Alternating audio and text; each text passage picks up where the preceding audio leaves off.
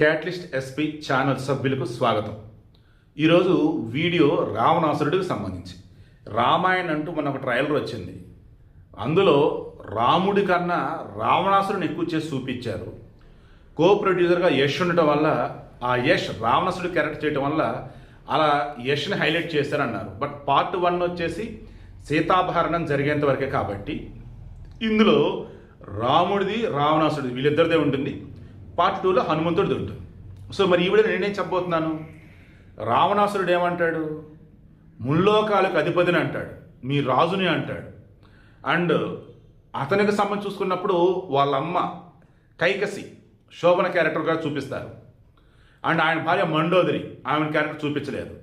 So ఇప్పుడు నేను చెప్పాల్సింది ఏంటంటే, అసలు రావణాసురుడు ముల్లోకాలకు అధిపతి ఎలా అయ్యాడు, సువర్ణ లంక అని చెప్పేసి లంకను ఎందుకు అంటారు, అండ్ కుబేరుడికి అన్నట్టయ్యాడు, పుష్పక విమానం కుబేరుడిని ఈయనట్టే తీసుకున్నాడు, కుబేరుడికి ఈయనకి తండ్రి వచ్చి ఒకళ్ళేనా, ఈయనని రావణ బ్రహ్మ అని ఎందుకు అంటారు, ఈయన రాక్షసుడా లేక బ్రాహ్మణుడా, ఈ వీడియోలో సింపుల్గా చెప్తా.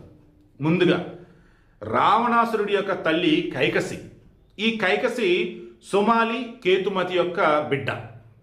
ఈ సుమాలి వచ్చేసి లంకా రాజ్యాన్ని పరిపాలిస్తూ ఉంటాడు.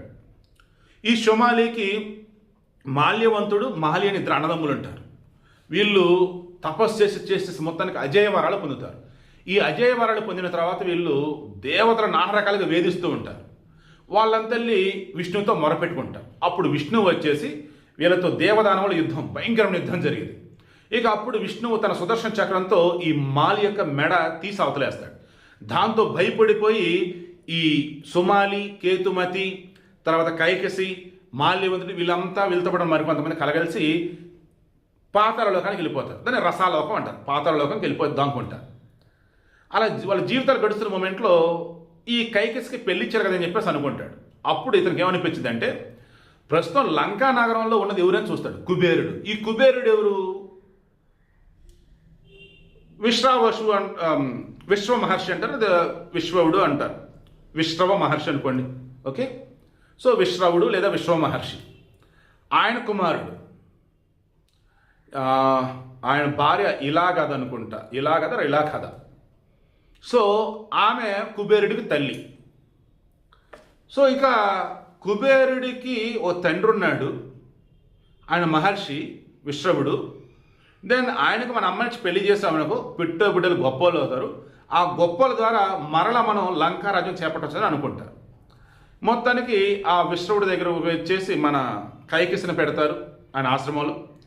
వన్ ఫైన్ డే ఒకళ్ళనొకళ్ళు ఇక మేము ఇష్టం చెప్పింది ఎందుకు వచ్చింది ఏంటి మొత్తం చెప్పేసింది.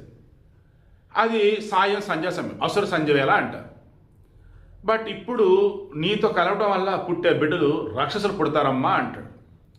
మొత్తం రాక్షసులైనా ఒకళ్ళైనా ధర్మంగా ఉండాలి పుట్టారంటే, చిన్నవాడు ధర్మబద్ధంగా ఉన్నాడు పుడతాడమ్మా అని చెప్పేసి అంటారు. అలా మొదటవాడు రావణాసురుడు, రెండోవాడు కుంభకర్ణుడు, అమ్మాయి శూర్పణఖ, అందరికన్నా చిన్నవాడు గొప్పవాడు విభీషణుడు. విభీషణుడు గొప్ప ధర్మవంతుడు. రైట్. ఇక ఈ పిల్లలు పుట్టినారు, వాళ్ళు ఎదుగుతున్న క్రమంలో మరలా ఈ రావణాసురుడు తపస్సు చేస్తాడు. ఆ తపస్సులు ఏం కోరుకుంటాడు, దేవతల వల్ల కానీ, దానవుల వల్ల కానీ, యక్షుల వల్ల కానీ. కుబేరుడు యక్షుడు, ఆల్రెడీ లంకా రాజ్యాన్ని యక్షరాజ్యం చేసి పరిపాలిస్తూ ఉంటాడు. అప్పటికే లంకా రాజ్యం సువర్ణ లంక లాగా ఉండింది. కుబేరుడు తర్వాత ఇంకా సువర్ణ లంక మార్చేస్తాడు. ప్రజలు కావచ్చు చెప్పడం అంత సుభిక్షం సంతోషం బతుకుతూ ఉంటారు. ఇక రావణాసురుడు ఏం కోరాడు, మానవులంటే వాళ్ళ దృష్టిలో అధములు అన్నట్టు, అది ఏం చేయలేరు అన్నట్టు. ఇక రావణాసురుడు అదే కోరుకున్నాడు. అంటే ఏం కోరుకున్నాడు, మానవుల టాపికే ఎత్తలేదు, దేవతల వల్ల, దానవుల వల్ల, యక్షుల వల్ల నాకు మరణం రాకూడదని కోరుకుంటాడు. తాదాస్తు అంటాడు బ్రహ్మదేవుడు. ఈ బ్రహ్మదేవుడికి 10 మంది మానస పుత్రులు అంటారు, వాళ్ళని ప్రజాపుత్రులని కూడా అంటారు.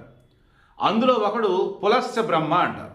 ఈ పులస్య బ్రహ్మ సప్త ఋషులలో కూడా ఒకళ్ళు. విష్ణు పురాణాన్ని మన బ్రహ్మదేవుడి ద్వారా విని దానిని పరాశర మహర్షికి వినిపించిన వాడు ఈ పులస్య బ్రహ్మ. అలా లైమ్లైట్లోకి వచ్చారని అంటారు. సో ఈ పులస్య బ్రహ్మ కొడుకే ఈ విశ్రవుడు. ఈ విశ్రవుడు కొడుకు పెద్ద కొడుకు కుబేరుడు, చిన్న కొడుకు వచ్చేసి రావణాసురుడు. కుబేరుడి తల్లి వేరు, రావణాసురుడు తల్లి వేరు. రావణాసురుడి తల్లి కైకసి. రైట్.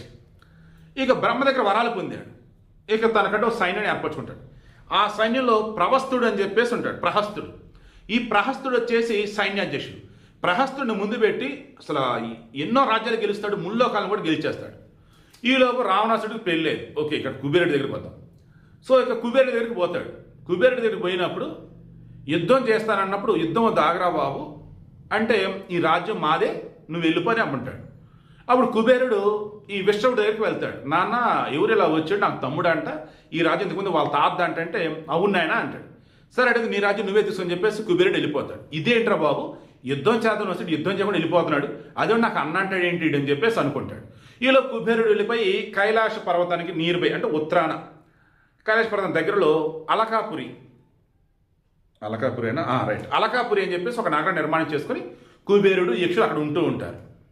మహాభారతంలో నేను నిన్న మొన్న చెప్పిన దానిలో ఈ కుబేరుడి నగరానికి దగ్గరలోనే గంధమాదన పర్వతం ఉండేది. ఆ పర్వతం మీద ఈ పాండవులు ఎక్సెప్ట్ అర్జునుడు వాళ్ళంతా నివసిస్తూ ఉంటారు.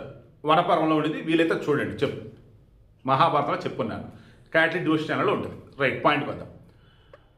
సో ఆ అలకాపురి నగరం ఉంది కదా, ఈ బ్రహ్మాండం ఉన్నాడంట అక్కడ అని చెప్పేసి అలకాపురికి వెళ్ళిపోతాడు. ఎవరు, రావణాసురుడు ఈ ప్రహస్తుడిని పట్టుకొని వెళ్ళిపోతాడు. ఇక వాళ్ళు యుద్ధం చేసి నానా ఇది చేస్తూ ఉంటే నీకేం కావాలరావు అని కుబేరుడు అంటాడు. మరలా నీ దగ్గర పుష్పక విమానం ఉందంట కదా, అది నాకు కావాలి అంటాడు. అదేంటి, ఎంతమంది ఎక్కి నీకు ఒక ప్లేస్ ఉంటుంది అండ్ ఆకాశంలో వెళ్ళిపోయింది అది పుష్పక విమానం. ఓకే, అంటే కొన్ని వేల సంవత్సరాల క్రితం మన దగ్గర విమానాలు కూడా ఉన్నాయి. ఇక అది తీసుకుని మరలా లంకా నగరానికి వస్తాడు. ఇక లంకా నగరం బ్రహ్మాండంగా పరిపాలిస్తూ ఉంటాడు ఈ రావణాసుడు. ఎంతగా అంటే జాతకాలు కూడా వీళ్ళ చేతుల్లోనే ఉండాలంటగా ఈ రావణాసురుడు గొప్ప పండితుడు. అంటే శాస్త్రీయ సంగీతంలో సామవేద కరెక్ట్ వర్డ్ నాకు రావట్లేదు, సామవేదంలో నిష్ణాతుడు ఆరితేరినవాడు. సో సంగీతంలో అద్భుతమైన పాండిత్యం గలవాడు. సో ఇతను ఈ లంకా నగరానికి సువర్ణ లంక అద్భుతంగా పరిపాలిస్తున్నాడు. ప్రజలకు అసలు ఏ లోటు ఉండదన్నమాట. ఇక అప్పుడు ఇతనికి ముల్లోకాలని జయించడానికి ఇది వచ్చింది. సో అలా అన్ని జయించేసాం, పైన ఇంద్రలోకం ఒకటి ఉంది కదా అంటాడు. అప్పుడు పిల్లలు ఆల్రెడీ పుట్టుంటారు. ఈ రావణాసుడి యొక్క భార్య పేరు మండోదరి. ఈ రావణాసుడు ఇంకేం చేస్తాడు, తన కొడుకు అతని పేరు వచ్చేసి మేఘనాథుడు, అతన్ని ముందు పెట్టి ఈ ప్రహస్తుడు వాళ్ళ సైన్యాధీశుడు ముందు పెట్టేసి గో హెడ్ అంటాడు. అప్పుడు ఆ ఇంద్రుడిని ఓడించి మేఘనాథుడు లంకా నగరాన్ని పట్టుకొస్తాడు. ఇది తెలిసింది బ్రహ్మకి. ఇక బ్రహ్మ వెళ్ళేసి, బ్రహ్మేటు ఇలా ముత్తాత కదా, పులస్త బ్రహ్మ ఎవరు, రావణాసుడికి తాత. మరి పులస్త బ్రహ్మ ఎవరికి పుట్టినాడు, మానసపుత్రుడు అన్నప్పుడు బ్రహ్మకి. సో అప్పుడు ముత్తాత కదా బ్రహ్మ. సో ముత్తాత వచ్చి అడుగుతున్నాడు, ఏంటి రావణాసుడు ఇలా పట్టుకొచ్చావు ఇంద్రుడిని, వద్దు వదిలే అంటాడు. ఇక ఏదో నడుస్తాయి. ఇక అప్పుడు ఇంతకు ఎవరు పట్టుకొచ్చారు ఇతన్ని అంటే, అదిగో మేఘనాథుడు అంటారు. మేఘనాథుడు కాదు, ఇక నుంచి ఇంద్రజిత్, ఇంద్రుడిని జయించి తెచ్చాడు ఇంద్రజిత్ అంటాడు. సో అలా ఇక ఇందులో ఈ సినిమాలో నాకు చెప్పాల్సి వచ్చినట్టు శూర్పణఖది చెప్పాలి. ఈ శూర్పణఖ ఎవరు, ఈ రావణాసురుడి యొక్క చెల్లి. ఈ చెల్లి వచ్చేసి విద్యుజ్జేహుడు అని చెప్పేసి ఒకటి పెళ్లి చేసుకునేది. వాడు కాలకేల నగరానికి చెందినవాడు. కాలకేల సైన్యం, కాలకేల వర్గం, కాలకేల జాతి. వీళ్ళు ఓ రకంగా రావణాసుడికి శత్రువులు అవుతారు ఒక అనగా మూమెంట్లో. ఎందుకంటే రావణాసుడు మొత్తం జయించాలంటాడు. నువ్వు జయించేది ఏంటారు బాబు, మమ్మల్ని కూడా నువ్వు దాటి వెళ్ళిపో అంటారు వాళ్ళు. అలా యుద్ధం చేస్తున్న మూమెంట్లో ఒక రాత్రి యుద్ధం చేస్తుంటారు కాలకేయులతో. ఈ రావణాసురుడు తన ఖడ్గంతో ఒకటి తల నరికేస్తాడు. ఎవరు తలని చూస్తే విద్యుజ్జేహుడిది, ఎవరు అని చూస్తే ఈ శూర్పణఖ యొక్క మొగుడాయ. అయ్యో అని చెప్పి బాధపడితే సరే అదంతా అయిపోయింది. ఇక తెలిసిపోయి శూర్పణఖకి అన్నయ్య చంపాడు అని చెప్పేసి. మరి ఇంకెలా అన్నప్పుడు చెల్లి, దండకారిణ్యం మొత్తం ఇక నీదే, నీకు కర దోషణ అని ఇద్దరిని అప్పచెప్తున్నాను, ఇక దండకారణ్యం మీ ఇష్టం అని చెప్పేసి అంటాడు. ఆ దండకారణ్యానికి వనవాసంలో ఉన్నప్పుడు, వనవాసం అరణ్యవాసం ఉన్నప్పుడు మన సీతారామ లక్ష్మణుడు వచ్చినప్పుడే ఈ శూర్పణఖ రాముడి దగ్గర వెళ్ళటం. రాముడు వచ్చేసి, నాకు ఆల్రెడీ భార్య పక్కనే ఉంది కదా, సో అంటే ఆమె అడిగిద్ది, నీకు భార్య ఉంటే ఏమి, నువ్వు క్షత్రుడివే కదా, క్షత్రుడు ఎంతమంది పెళ్లి చేసుకోవచ్చు కదా, నన్ను చేసుకొని చెప్పానిద్ది. నిజం శూర్పణఖ చాలా అందగత్తి అంట. అందుకే మొట్టమొదటిసారి ఇంత అందమైనటువంటి రకుల్ ప్రీత్ సింగ్ని అక్కడ పెట్టున్నారు శూర్పణఖగా. ఇక రాముడు అలా అన్న, ఆమె అలా చెప్పి క్షత్రుడు కదా, ఏం కదరా బాబు, ఎంతమంది చేసుకోవచ్చు అని. అప్పుడు రాముడు అంటాడు, అయితే అక్కడ కనిపిస్తున్నాడే నా తమ్ముడు, అతని భార్య ఊర్మిళ నగరంలో ఉంది, రాజ్యంలో ఉంది, ఇక్కడ అక్కడే ఉన్నాడు, మరి నీ ఇష్టం వాళ్ళ దగ్గరికి వెళ్ళని చెప్పేసి అనేది సినిమాలో చూపెట్టారు కదా, స్వామి మిమ్మల్ని మోహిస్తుందంటే అని చెప్పేసి ఎటకారంగా నవ్వుతూ సీతాదేవి అన్నట్టు చూపించాడు. వాల్మీకి రామాయణంలో ఆ సీన్ ఉందని నేను విన్నా. అంటే ఆ వచ్చినటువంటి మనిషి రాముడి దగ్గరికి వచ్చి నీ పక్కన భార్య ఉన్నా కానీ నేను అందంగా ఉన్నాను కదా, నన్ను కూడా నువ్వు తీసుకొని చెప్పానిది. అప్పుడు సీతాదేవి నాకన్నా అందంగా ఉందంట, మిమ్మల్ని మోహించిందంట, మరేంటి మరి అని నవ్వుతూ అనేది ఎటకారంగా. అది ఉన్నది నిజమే, సినిమాలో పెట్టాడు ఆ డైలాగ్. మేబీ చాలామంది నచ్చలేదు, ఓకే లెట్ ఇట్ వదిలేద్దాం. ఇక అప్పుడు లక్ష్మణుడి దగ్గరికి పో అంటాడు. ఇక లక్ష్మణుడు వచ్చేసి ముక్కు కోసేస్తాడు. ఇక రావణుడికి వెళ్ళిద్ది, జరిగింది మొత్తం చెప్పేది. అసలే దీని మొగుడిని చంపుకున్నాను, మళ్ళీ ఇప్పుడు ఇంత బాధతో వచ్చింది, లేదు ఈ బాధ కారణమైన ఎవరో వాళ్ళని వదిలేదు లేదు అనుకుంటాడు. అలా వదిలేదు లేదు ఉన్నప్పుడు ఎవరని తెలిసిందేంటి, రాముడు సీత. ఆల్రెడీ సీతనైన స్వయంవరానికి వెళ్ళి శివధనుర్భంగం కదా చేసింది, ఆ శివుడి యొక్క శివధనుసు కూడా ఎత్తలేకపోతాడు. సో అప్పుడు అలాగే పరువు పోయిండింది. సో ఆనాడు సీత నేను చేసుకోవాల్సింది అవ్వలేదు, ఈరోజు రాముడు భార్యగా వచ్చింది అండ్ నా చెల్లిని ఇలా చేస్తున్నారు, సో వాళ్ళని వదలొద్దని చెప్పేసి అనుకుంటాడు. అలా వస్తాడు. ఇక్కడ వరకు ఓకే. దీనికి ముందు మీకు చెప్పాల్సింది, రావణాసురుడు అనేవాడు ఎంత గొప్ప పండితుడంటే అసలు వాడికి తెలియదంటూ ఏం లేదు, అన్నిట్లో నిష్ణాతుడు అన్నమాట, గొప్పవాడు అసలు. రావణ బ్రహ్మ పండితుడు. మరి నాకు ఇప్పటికీ అర్థం కావట్లేదు, ఈ రామనిధాసాల్లో పురాణాల్లో రాక్షసులు అన్నప్పుడు అది ఒక జాత, వాళ్ళ మైండ్ సెట్ నాకు అర్థం కావట్లా. రావణ బ్రహ్మ, ఘటోత్కచుడు రాక్షసుడు అంటారు, బట్ ఘటోత్కచుడు కూడా ఈ హిడింబికి తర్వాత మన హిడింబి భీముడికి పుట్టిన బిడ్డ, అది కూడా సకల విద్యలు ఆరితేరినాడు ఘటోత్కచుడు కూడా. మేబీ ఎవరైనా పండితులు ఉంటే నాకు చెప్పండి, రాక్షసులు అంటే అది ఒక జాత లేదా మనుషులు చంపి తినేవాళ్ళ? మనుషులు చంపి తినేవాళ్ళు అయితే కదా నాకైతే గట్టిగా అనిపిస్తుంది. సరే పాయింట్కి వద్దాం. సో ఇక్కడ ఏది చెప్తూ డైవర్ట్ అయ్యాను, రావణాసురుడు గొప్పతనం కదా. ఈ రావణాసురుడు కైలాస పర్వతానికి వెళ్తాడు.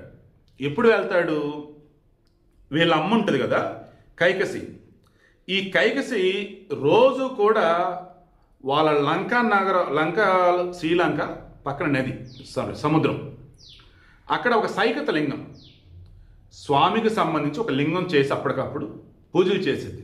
అది మరలా అలలు వచ్చి ఆ పూజలు అలల ఆ శివలింగాన్ని తీసుకెళ్ళిపోతాయి, ఇంకా అంటే మొత్తం నీటిలో కరిగిపోయింది అన్నట్టు.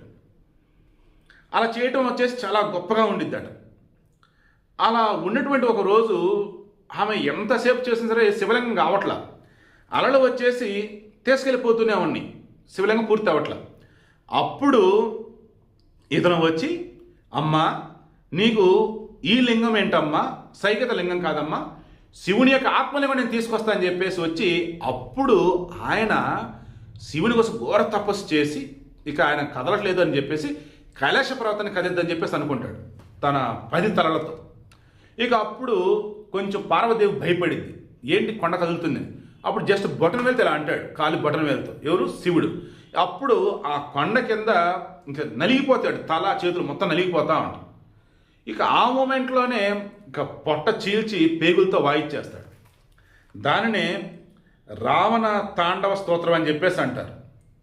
రావణ తాండవ స్తోత్రం శివునికి సంబంధించి ఎవరైతే ఆయన పొగుడుతూ కీర్తిస్తూ చేస్తారో అందులో ఈ రావణ తాండవ స్తోత్రం అద్భుతంగా ఉంటుందని అంటారు.